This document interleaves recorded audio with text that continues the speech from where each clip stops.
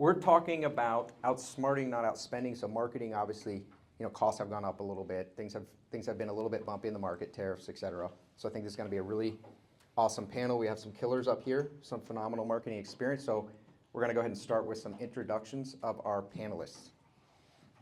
Good morning. Dave Kryjak. I'm the founder and president of Spartan Digital, full-service digital marketing agency, going into our first decade in business. Work primarily in the home services space. A lot of painters, a lot of contractors, a lot of disaster recovery people.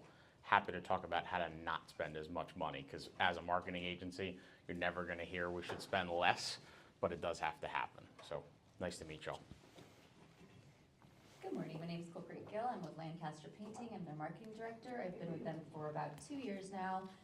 We service most of the Central Valley, so for about 4 to 5 different counties, and we do exterior interior painting, concrete coatings, custom garage cabinet storage, and also cabinet refacing and repainting. Good morning, everyone.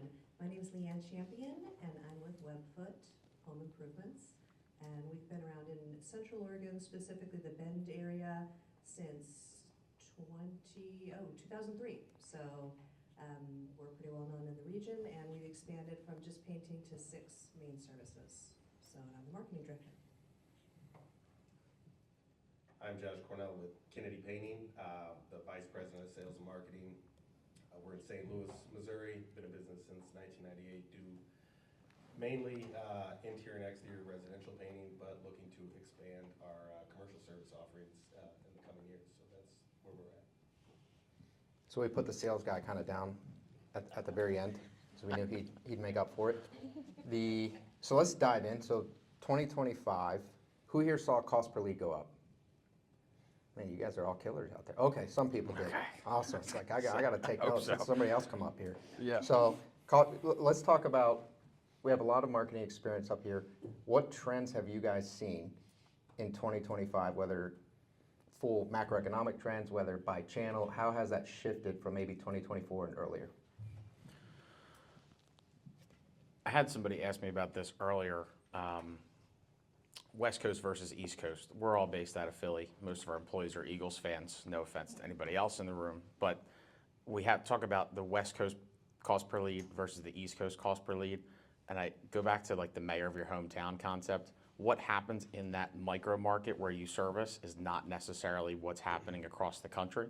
So when we make that transition or that expansion in your business, if you're trying to enter a new marketplace, obviously we've seen costs go up. Google's in about 14,000 lawsuits, whether they're lying about their impressions, lying about how many ads are serving to your community, or what they're doing. So we always take those metrics with a grain of salt if you're running paid media. But industry average, they're all Spartan clients, agnostic in the home services, are probably up about 35 to 40% cost per lead. I would say probably the same thing for us. We're about 40% up, especially on social media. Our main lead resources are coming from internet leads now. Google local service ads and Google ads in general have been outperforming all social media channels. We were pretty spread out on different platforms like Angie's, Yelp, Thumbtack, all of those other home service platforms. And we do get minimal leads from those, but they're not like our high lead source in general. So we've noticed a huge shift, especially like in the last 3 months, of how much our lead costs have been going up. So we're more in a shift of like, how do we get more organic content, organic leads, going to events, just being a local sponsor for anything we absolutely can versus throwing a ton of money at Google and Facebook and Instagram and then noticing like these lawsuits are coming up and hey, like they're not even putting our ads out there. We're just, we're here, we're spending a lot of money, but we're not dominating this market because everybody else is doing the same exact thing that we are. And we're in a very saturated market. So that's kind of where we are. Yeah, I would say, in 2024, we really noticed that certainly Facebook ads were not performing for us. Lead gen was not performing as it had. And so we took a look at our entire strategy, and we've now sort of shifted away from the traditional, gone more into organic. We do a lot more events. We've done a lot more top of funnel, and we use 2 services right now. One pushes, we send them to our website, and we have someone who tracks them all the way through, and we've done very well with that. And we've also done something, it's called Amazon DSP, where we, we can track our leads and can attribute them far, far better than we ever could. And so, you know, the combination probably of more top of funnel and then really paying attention as they go down through the funnel and not throwing money at the middle to lower funnel where we're just not converting. So that's been our strategy, and we've gone down year over year in cost per lead, so I feel like it's working for us. Yeah, our cost per lead has been very low. So when I sit and talk to groups, a lot of times it's your cost per lead is what? Because we have a very good foundation of organic leads through web traffic and then previous customers and customer referrals. However, that has sustained us up into the level we are now, and we're entering a phase where we are going to have to invest a lot more in paid advertisement that we haven't had to traditionally. So we spent the back half of 24 and the first half of 25 building the infrastructure to make sure that we can accurately track that. So we've been pushing, to find the ways of attribution, where they're finding us on our sites, things of that nature, and have started putting larger investments into Meta, LSA, and traditional Google Ads. And so we're just now getting the early data on that, but hoping to continue that throughout, the rest of 25 and into 26. But the big thing for us, again, was building the infrastructure up front, because that old adage of, half of my marketing dollars are working, I just don't know which half, it's real. And so if you don't have the infrastructure in place to start tracking those things, you can just start throwing good money at bad or have no idea where it's going. Awesome. I don't think I introduced myself, so I'll probably circle back to that. So I'm founder of Painter Marketing Pros. We've worked with over 400 painting and home service companies over the past 6 years. Pretty experienced in the space. So when I ask you guys if the cost per lead went up and nobody raises their hand, it kind of makes me a little uncomfortable, not going to lie to you. But yeah, appreciate that, Sharon. One of the things that I've been kind of ranting might be the right word. Gave a couple presentations last week and had a 90-page slide deck lined up, and the morning of I just scrapped it. Said I'm just going to get up and basically rant for an hour. And what I ranted about is a little bit more structured to their rant, but was essentially increasing the value of a lead. Right? As these leads become more expensive, you can't just throw them away. During COVID, get a lead, just throw it in the garbage can. Doesn't really matter because you got 10 more just waiting for you, and they're cheap. So what are you guys doing at your companies when a lead comes in? What are you doing to maximize the value of that lead? I'll speak to our clients from that perspective and a couple softwares, if you have your pens out, that maybe Brandon and the team might use. Lead Post, LEADPOST. You can maybe see predictive analytics on who that commercial client might be. Typically use that in the B2B space. Microsoft Clarity, I know Tiffany mentioned a lot about Microsoft. We're here at their headquarters, but that's a free tracking tool, all those cookies we all say yes to. Really nice heat mapping, really nice for your landing pages if you're doing it on your website. And what was the rest of that question? Just what are you guys doing to increase the value of each lead? Yeah, and as a marketing agency, a lot of the conversations turned into speed to lead conversations. Second that inbound form comes in, how fast can we get people on the phone? We have some lawyers that literally have a team of people sitting in an office waiting for that to happen, and in 30 seconds, they're dialing on the phone. And the VoIP company is setting it up to where it automatically hooks it up with the salespeople. So we've seen a bunch of different ways, but that speed to lead, just like everybody here is running LSAs and Google ads and Facebook ads. If you don't pick up, they're going right down to the next person, and that's where you're going to lose that dollar. And you already spent it because we spent it for you as your agency to try to get that. So it's really important that all of those tracking tools are tied into your sales and your CRM software, not getting to too many softwares, like Tiffany mentioned, but having that ecosystem where you understand where everything's coming from so you can attribute it correctly. Okay, so I would have answered this question probably a lot differently 4 months ago. We're trying to reframe the way we see our leads. So value versus volume. Regardless, we might not have all the leads we want coming in. We want the good ones. So if we are qualifying a lead and we're like, hey, we know they're just getting a door painted, or they're constantly just asking for price and they keep saying my budget's only $500, we know it's not going to be worth sending our team out there. If they're being an aggressive client, they're not our client. I think it's really important to still frame your company and just keep them, we still keep our values no matter what. But this is a company we want to be, and this is a company we want you to see that we are. We do charge a little bit more than other companies, and we do have different values and different, our skill set. We pride ourselves on how talented our team is and how our work is greater than everyone else's work. So why would we take smaller jobs that aren't gonna give us anything back? And we've seen it happen so many times. We've taken these smaller jobs, and those clients are the hugest pain in the ass, sorry. They are. It's true. Like, it's It's not 100% worth true. going back. It's not worth saying, okay, well, maybe my sales guy can go out there and sell an additional $10,000. We know that that client isn't gonna pay the additional $10,000, so why waste his time, gas money, our time they could spend prospecting versus just, going and kicking everyone's tires every single day. So that's something we're trying to reframe and reshift. We look at data every single day. We have an amazing dashboard that Steve, Stephanie, and Andrew have built for us.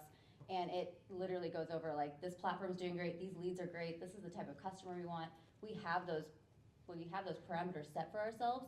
So every time a customer is calling, we have a list of questions our office staff answers. We try to answer as fast as we possibly can if it's a social media lead or any digital lead that comes in.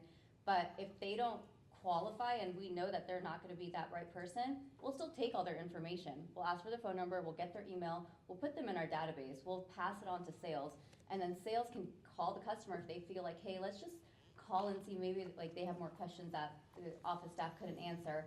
If they feel like they have a chance of going and selling that lead, they will go to that person's house. They'll book the appointment, they'll be like, okay, well, I'll just come over, I'll be there at 2 o'clock.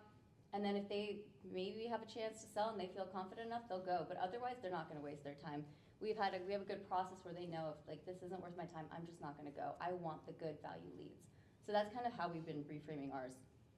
Colpri, can I ask a follow-up question to For this? sure.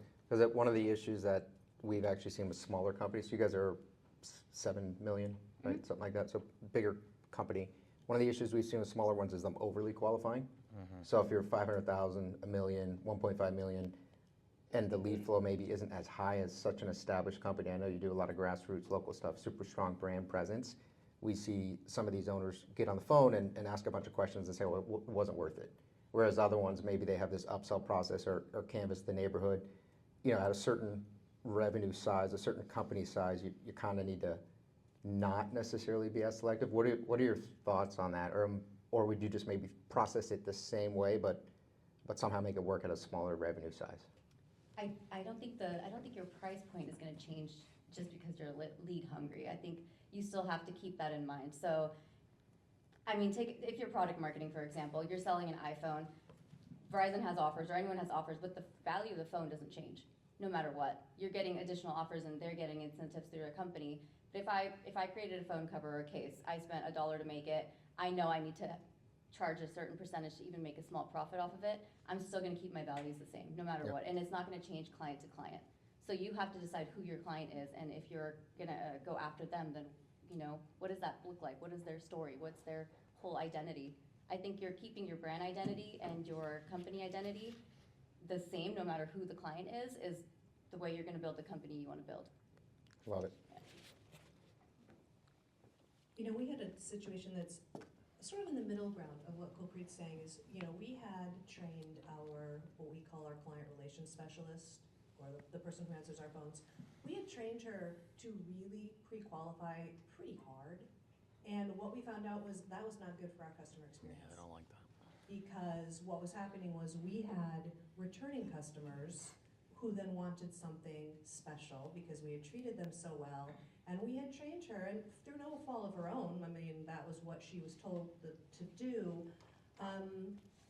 We took a look and we listened to calls, and I'll own it. I should have listened to more of her calls, but it was like, nope, we don't do that. Nope, we don't do that. And all of a sudden, our client experience was not as our values were, right? That we are customer focused, that we have this great webfoot way experience, and so we backed that out and actually redid our whole entire, Tiffany talked about kind of like the handoffs, making sure those handoffs were good. And we said, if it is a pre-existing customer, because we have that in our database, right when it comes up, we do almost any service. And now it's not, not ridiculous, but we are very accommodating because in our mind, we don't have a lot of LTV in home services, right? I was in product marketing my whole career where you're selling them, they're coming back. Well, we don't have that. If we lay a concrete coating, it's kind of a one and done. So we have to be very accommodating for other services and other experiences, right? So we took a hard look at that. And so For us, the value of that lead, if it's an existing customer, we put a lot of value there. The other thing is, as everyone was saying, this, speed to lead, and we really train our new, she's wonderful, she's our new client relations specialist. By the end of the day, every single call has been called back, without exception. And Love it. some days that's really hard, and some days my ad manager has to come in and pick up some of that, but we make it a point, that is on the job description, it's in every time when we talk, weekly meetings, like, did you do your checklist? Did every single person in your callback queue get called back? And so those are the ways, and you guys know, when you get a lead, it's valuable, and it's as valuable as you put the effort into it. So, we try and really, and typically not, if they're not qualified, if they're a new customer, if they're not what we do, that's definitely, nobody wants to waste their time. The reps get angry and it's not worth their time. But if it's a customer we know and or a customer that has come in from a source we feel is very valuable, the quicker we get to them and the more we say yes, we find success.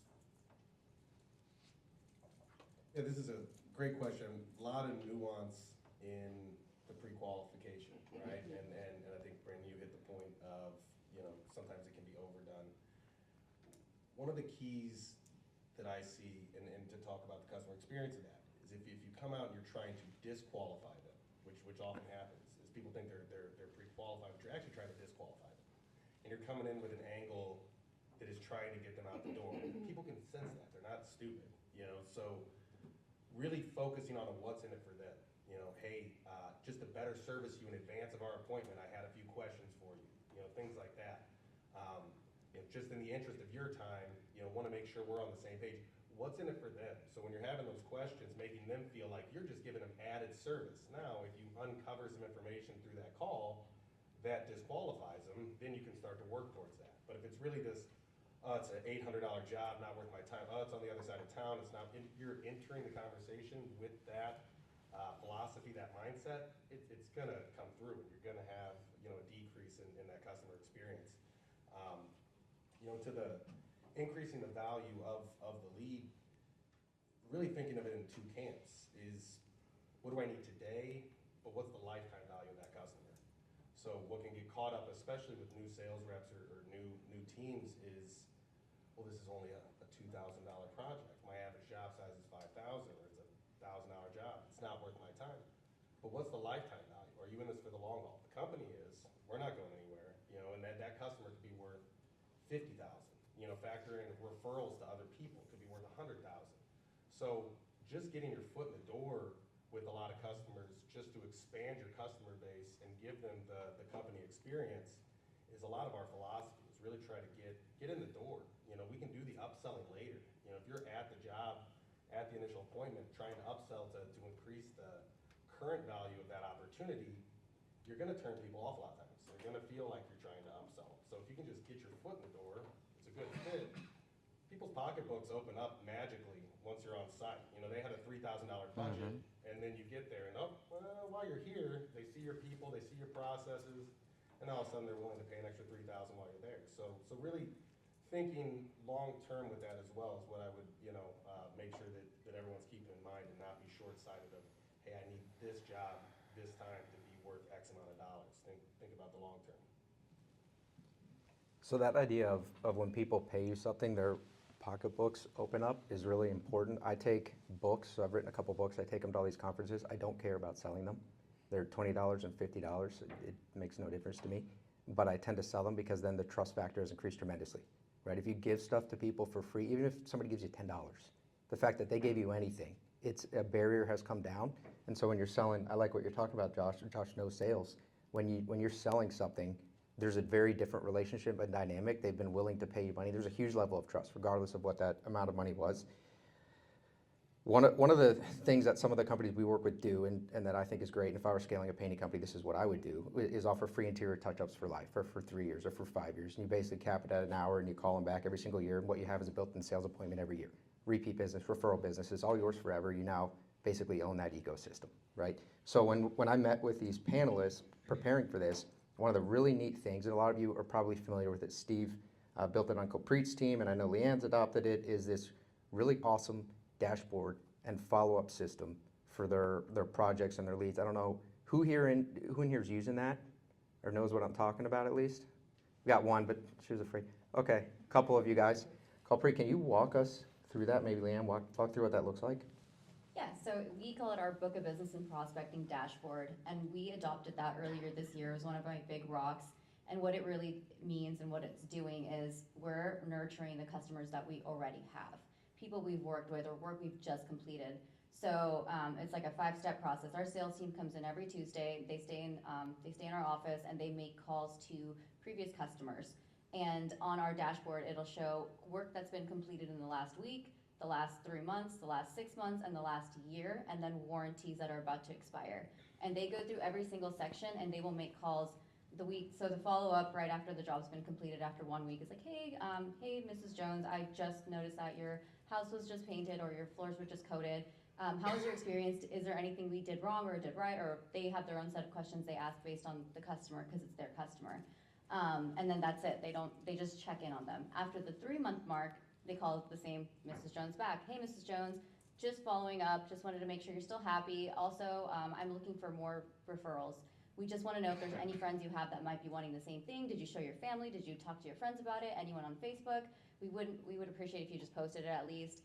And they ask for those referrals, and they've been, after a while, they started seeing success. It took about 3 to 6 months to actually get results back from this, but since they've adopted it, they've had such good results. At the 6-month mark, they send her a handwritten card, hope you're having a great day, or if it's a holiday season, they'll send a holiday card or something of the sort, personalizing the experience, getting to know the customer a lot better, really nurturing these clients that we already have because they give us the most business. We have so much referral and so much book of business marketing and customers that we've been able to really adopt because of this program. And our sales guys are like, this is great. Like, we didn't even know she had all these connections, and now we have 10 country club appointments, or we have, we're in Sonora, so that's like the hills.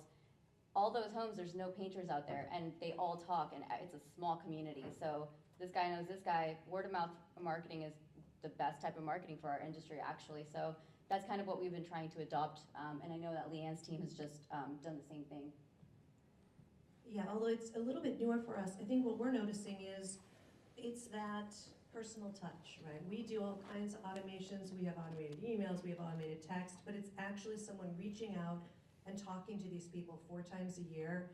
That's a huge difference. And we don't have huge stats. We just started it maybe a month and a half ago, but we also work with a lot of HOAs, and those people change a lot. So we have different categories of our book of business, and one of them is account maintenance. So it's checking in, do you have any projects coming up? It's that consistent, because consistency wins the game. And if they haven't heard from you, they have a new person, the new HOA head has dealt with a different company, well, they're gonna call them because they're used to them. So it's really that continual reminder of we're here, we wanna help, we're in the community, and it's done very, very well for us. And I think it's hard at the beginning because reps all have to come in, they all have to sit together, they all have to make calls. It's not really what they want to do with their Tuesdays, but as it's gone on, we've gotten really good feedback, and quite honestly, it helps the marketing because we've got our lead count, and now sales has sort of their lead assistance, and it really helps the 2 departments work together a lot better. One thing on the agency side. Does anybody chase, obviously we're in home services here, but like commercial leads too, right? Lawton's in the back, so I'm thinking about you, the drips, right? Consistent, steady email drips to your point, Leanne. Hey, every 2 weeks, I exist. Hey, we do this, love you, bye. Hey, just thinking about this. 3 years from now, when they're switching management companies or new ownership, new HOAs, who is that company that just sent us that email? Maybe you got a Facebook retargeting ad if you're getting really fancy. And that's what's gonna drive those whales that are gonna really chunk that business growth up there, so.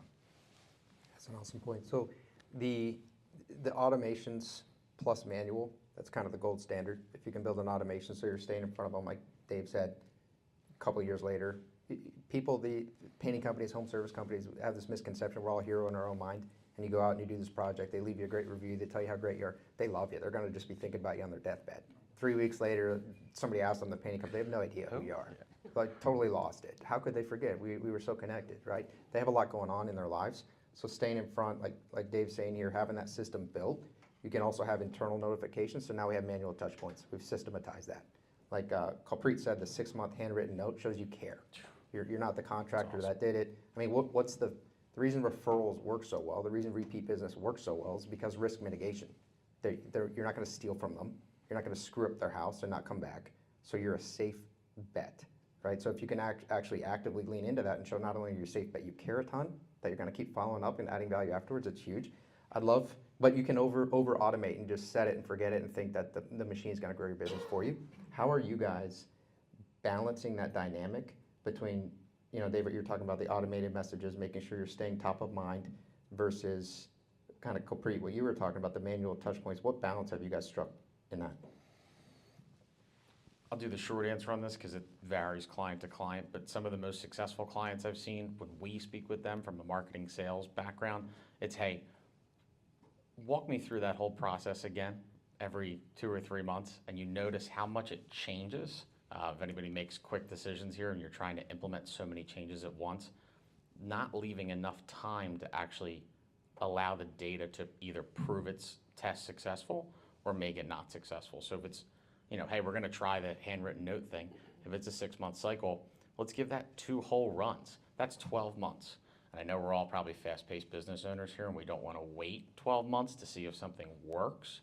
But in the marketing world, we like to have data-driven decisions, whether that's positive or negative. So the most successful clients allow that time to fully elapse to get your test subject and make sure that it's working properly before you actually continue to do that.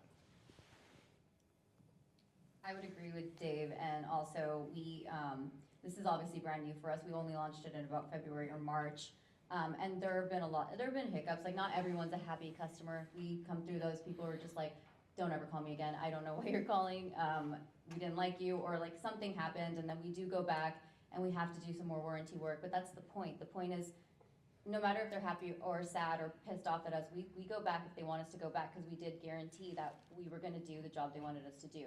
And if we're calling and we're saying, hey, is there anything you need? And they say yes, then okay, then we do go back, we make them happier, and we try to build that relationship. Sometimes it's still not going to work out. We red flag that customer and we just never contact them again. And that's just the process it's going to go through until we have a great set of customers that they've called for like the whole last year and the year before that. And these are the people we're going to keep remarketing and retargeting. So we did also set a goal for them when we launched this program that sales has to generate 30% of their own book of business and prospecting leads. And this program has significantly helped that. I think they were about like 12 to 13%, and almost everyone is at 30% now. Wow, nice. Yeah. I sort of have an interesting case study, and it sort of sparked after this morning's keynote, where you do things because they've always been done. And so when I came into this particular job, we were sending emails every week, automated emails. We weren't segmenting, we were just sending them every week. And then we looked at the data, and our opt-out was growing incredibly fast. And we just never really took a step back and said, gosh, I wonder why. And once you do that, then you experiment, right? That's marketing, right? It's all about experimentation. So we're like, well, what if we not only segmented our list, which we did a decent job of, but now we send an email every other week, excuse me, or once a month. And it just depends on seasonality, on the messaging, and we've noticed our opt-out has really remained steady, which is what you want. I mean, yes, we have more because we have new clients, but we're keeping them. And I think that tells me and tells my department, like, the balance of personal touch and the set it and forget it, you just have to be very careful because we have a very limited audience. I mean, our town is 100,000 and we've got some communities around it, and I can't afford a huge opt-out because I don't have any LTVs to go after. It's only so many humans. It's really been finding that balance and making sure we continually look at that data and give the data a long enough time to breathe, which I think these guys said is really important. A lot of times we'll make a decision and they're like, it's not working. Well, with what to say, but it's that you're saying it person to person that makes a big difference. So Kalpreet offered to spend the rest of her time at Grand Summit walking you guys through the system. So just see her afterwards and never do a Send the panel bill. thing again. Yep. So one really interesting thing here, and I think people kind of spin through marketing too quickly, roll out a new channel a week later, they didn't get the ROI, and so they're gonna leave it. Yeah. So how are you guys looking at, when you do marketing experimentation, whether you're gonna launch meta ads for the first time or direct mail or whatever it is, what kind of timeline are you giving it, and what are your expectations for success versus something you don't wanna continue? 90-day sprints. We run everything on rocks. I think it's an EOS term if you were going there. 90-day sprints. And if it's something that we haven't tried before, let's run the predictive data. But if we have presumptive data of, hey, we've tried this in this marketplace, this is how we think this is going to do, 90 days is an equal demonstration of whether it's successful or not. And if it's not, it might not be the right season. It might not be the right setup. But it's always one of those things of, we work in the same tools, that none of the tools are going to be changing overnight. I think they're changing maybe in the next couple of years, but the same Google ads are the same Google ads now, just a little bit different algorithm. Facebook ads are the same thing. With the AI stuff too, I think we kind of had that .com boom of AI, and back to everybody's point, now they thrive for personal touch. I can't tell you how many calls I've listened to where it's an automated script, 3 seconds, click. They don't want it from the older customer base. So give everything a solid 90 days, and if you're doing it internally, trust that that person that you hired is in the right seat and that they've done it before. And same thing with an agency, hold them accountable. We do the same thing. Everything's tracked by 90 days, so trailing 3 months, and then you assess how that data is performing. I'm going to be in the same exact boat as him, especially with Meta and Google. With AI, they're all introducing their own AI platforms that they use to optimize their own ads. Google has their AI-driven ads, and I launched a couple of campaigns through it and just noticed that we got a ton of spam. Lots and lots of spam because it was all fake leads. My forms started coming in. We started getting like 4 to 5 forms a day, and they were all from majorly unqualified leads, and they had nothing to do with any of our services. That's one of Google's 14,000 lawsuits. Yep. Yeah. Add it to the So list. what did I do? I collected all of them, sent that report right back to Google, and was like, I want my money back, so they're going to credit my account. But you do have to That's rare. constantly pay attention, or have someone who is constantly monitoring every single thing that you are doing if it's brand new. I launched some Spotify campaigns a couple months ago, just to see how they would perform, because people started listening to podcasts again, and they wanted to know more about the elections that are coming up. And so just on that, we did hear a lot of people say, oh, we saw your commercials on Paramount, we heard about you here. And marketing's almost like a 12-touch system now, right? You have to see, your customer has to see you at least 12 times to even remember you, or want to call you, or say, oh, I did see them somewhere. So we're going back to those traditional route marketing. We're looking at billboards again. Do we go on local radio? I'm going back to direct mail campaigns. So it's just a lot of data. You look back at the digital data and you're like, this is crazy. This is absolutely insane where it's going because of AI. So how do I just go back to traditional marketing at this point? Yeah, I think it depends on the campaign is what I would say. We'll do 90 day, but we're so seasonal, like most of you guys. I like to do 6 month because generally Q1 and Q4 are going to be quieter. Q2 and Q3 is where the bulk of the leads are coming. So if I only do 90 days, we'll look at the trailing data, but I also feel like seasonality is such a big part of it. So oftentimes, especially if it's top of funnel, I'll do 6 months. And then we'll really take a hard look at, okay. And top of funnel is hard because it's hard to measure anyways. So at 90 days, I just don't think that that's a fair amount to do. So most of our stuff is 6 months. And, like Dave was saying, I think it's the blend, right, of automated and, us going back to events. My owners will tell you, I kicked and screamed. I was like, events? You want us to do events? Our cost per lead shook out at like $50 after, Nice. We got 96 Nice. leads from low tech, name, email, phone number, It works. enter to win. And we just train our people. You call every single one of those people back. And it was astonishing to me. So I will sit up and say I was surprised and super gratified that there is that blend of sort of low tech and AI that I think in our industry works. I would kind of piggyback on what Leanne said is looking at things in that 90 to 180 days. Question I always ask myself is, am I willing to throw all this money into a barrel and burn it? That's the first question. Would you light it on fire? Yeah. No, seriously. And honestly, Yeah. because if you're looking for an immediate ROI, whether that's at 30, 60, 90, 120 days, it can drive you crazy. Yeah. You know, and sometimes that you're not gonna, see the fruit of that investment until even month 9, so, now, I mean, again, when you're paying for something, a direct lead source, and you're looking for that instant gratification, you can get it in a shorter time span, that 90-day window, but something like the nurture campaign with previous customers, you can't cut something like that in 6 months, in my opinion. You really need to give something like that a lot of time to build and get that flywheel moving. But if you're really looking for that, immediate return, it's gonna drive you crazy. So be willing to just part with that money and never see it again. Track it. That's very important. But don't get caught up in just that instant return on your money.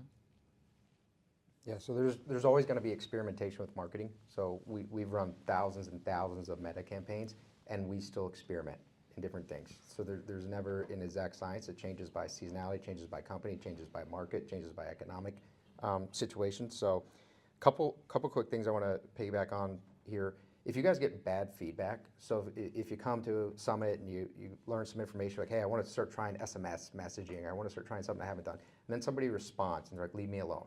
This is annoying. You don't have to follow up as much about my appointment. I know this is obnoxious. Don't just turn it off. So that's an issue. We've seen knee-jerk reaction. Somebody said something mean to me. I'm going to shut it down, right? We're all business owners. We have thick skin. Make sure you don't take it personally, because when you're doing marketing the right way, I'm running a big digital event next month. You all will hear about it, probably get called about it. But when you're doing marketing the right way, some of you guys might tell my team to go F themselves. That's okay, because 90% of you will probably show up and get value from it, right? So when you're doing marketing the right way, you're going to get negative feedback. If you don't get any negative feedback, then it's because you're under a rock and nobody knows who you are. And so if everybody's being nice to you, then you know you're not doing it right. Don't spam people, right? But people are pretty unreasonable. Some people will take out their frustration on you. What Dave said about the setup. So another thing, if you're running, let's say direct mail, this is super common. People send out one piece of direct mail, they're like, direct mail doesn't work. I didn't get enough. I didn't get enough lead. Probably didn't even track it, so you probably don't even know how many you got. But what was your offer? What was your creative? Right? There are certain channels, there are certain things where there are like 5 different factors going into it. What's the time of year? So the setup that Dave mentioned is super important. I want to focus on, I guess, 2 things. You guys take it where you want. Brand versus direct response marketing. So kind of, top of funnel, bottom of funnel, really just getting the brand out there. And then the hyper local stuff. I know at least a couple of you are very, very focused on grassroots efforts, on a lot of community partnerships, on building that. That's super powerful. Pretty open-ended question, but brand versus direct response, and then effective hyper local marketing. I'll start backwards. A lot of times when we have a discovery call with a potential client, they want to be the best painter in the entire North America region. That's great. I'll take about $50 million a month for Google Ads, and we'll buy the whole thing, and you can own it because you'll do the thing. But it's resetting perspective and having that hyper niche focus. I call it the mayor of your hometown concept. To your point, you have 100,000 people and you have about 10,000 homes. If every home called you, we'd be having a much different conversation right now versus just trying to grab anything in the 6 counties that you think you service. But my favorite equation, and the best Spartan clients know this number, LTV divided by CAC, lifetime value over total customer acquisition cost. And the really crazy numbers people with the right accounting team know the amount of fuel it takes to get to that appointment, knows the exact time that salesman spends on those calls, and approximates the hours of ops time spent on those jobs, and we can figure that out to the penny. So that, when you get into the PE world and maybe trying to exit stuff, I've seen guys look at that. That still starts with going to the local events, being the mayor of your hometown, knowing your local government, knowing all those local players, because you never know when you're going to have to need them for a favor or you're going to have to call them. I find all of that to be really, really good. And then you use that model when you want to go into new markets, and you just kind of build your forward up, build your defense up, get it Spartan, and then go out offensively and try to grow your rep in that next community. And your brand is your net worth, really. You say what you're going to do, you do what you're going to say. And I've seen everything here online for everybody up here on the panel. you make things right with the customers that you didn't 100% satisfy. And I think that ties into the whole culture idea of the whole summit. For us, I would say I would agree with Dave, and then also brand marketing doesn't exist without also lead generation marketing and service marketing. So you can do both very harmoniously, but you do have to focus on brand marketing initially. So we're shifting our entire Facebook strategy now to brand marketing only, not lead acquisition anymore, due to the fact that the cost per lead on Meta platforms is just Trash. insane, and trash, complete trash. Yeah, compared to what it was 6 months ago to a year ago, cost has tripled. We're not getting qualified or great leads anymore, and I think their algorithm is completely jacked, because no matter what you do, and if you take the recommendations and you don't take the recommendations, no matter what, you're still getting crap leads, not a lot of engagement. So now it's more shifting to organic, keeping a very low percentage of your marketing dollars on Meta platforms and shifting that to maybe internet and just massive local marketing. That's kind of, I think you have to have a really great blend, not throw your money on every single thing you see, but just figure out where it is working, find your 2 to 3 really great platforms and niches, and just market the crap out of them. And that's kind of where we're going to be shifting for these next 6 months to a year, is just really focusing on where we know our highest GP is coming from and just hitting that really hard. Yeah, I mean, you guys have heard me say it, but we really adopted for the last couple of years sort of a circular marketing strategy where we lean on brand, we spend the most on brand, but we do it in a way that increases our efficiencies than in direct response. So, we go wide, we push it down, and then we have a very sophisticated way for us to get reviews, which then feed it in a circular way. So we spend a lot on brand, but we still then watch where we need to pick it up in direct response. And to Kulpreet's point of view, like, we have seen lead generation, especially in Meta, we get bad leads, we get expensive leads.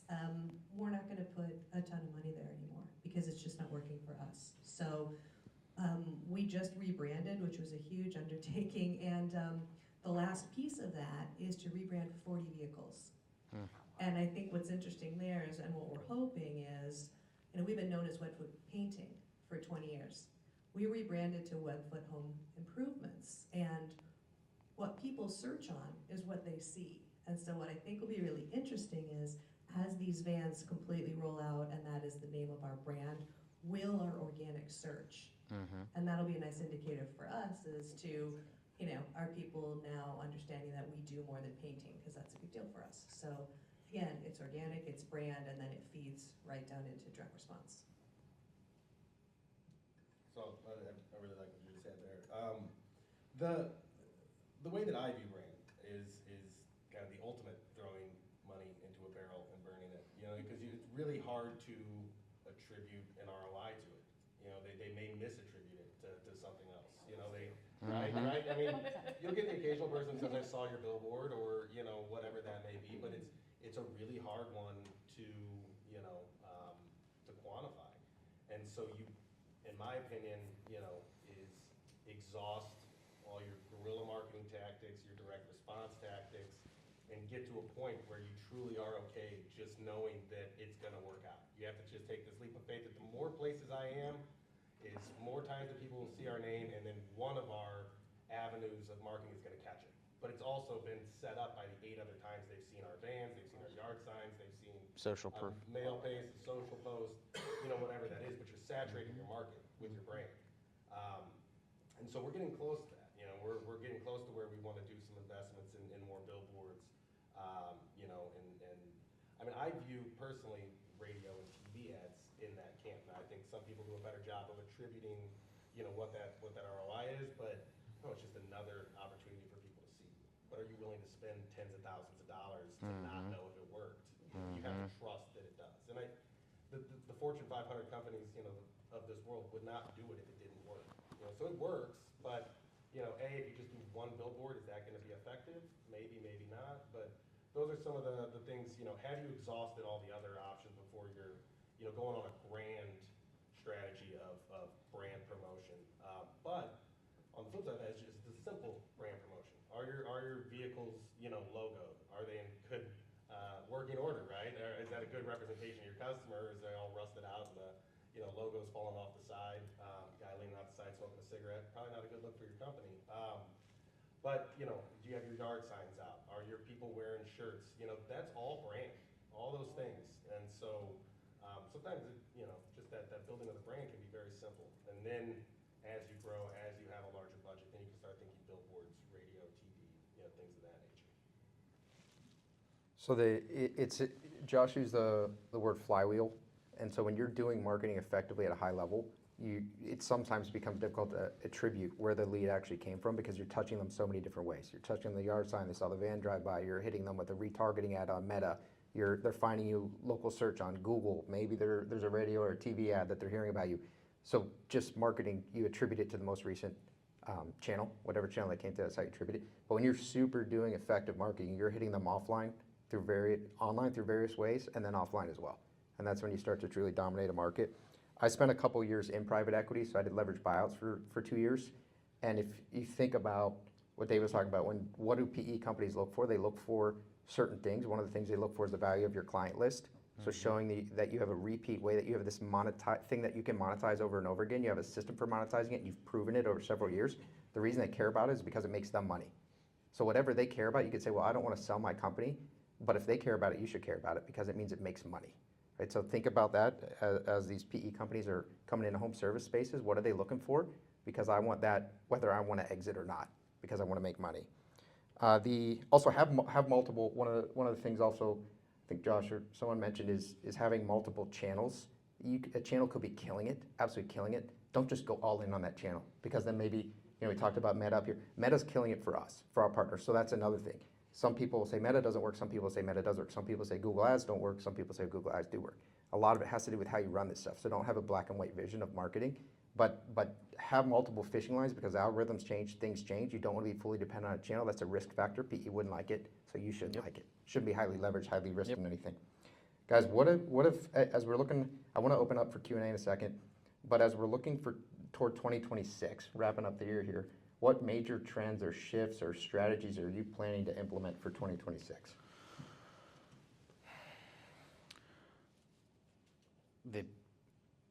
Google's going to lose a lot of money on Google search and LSAs.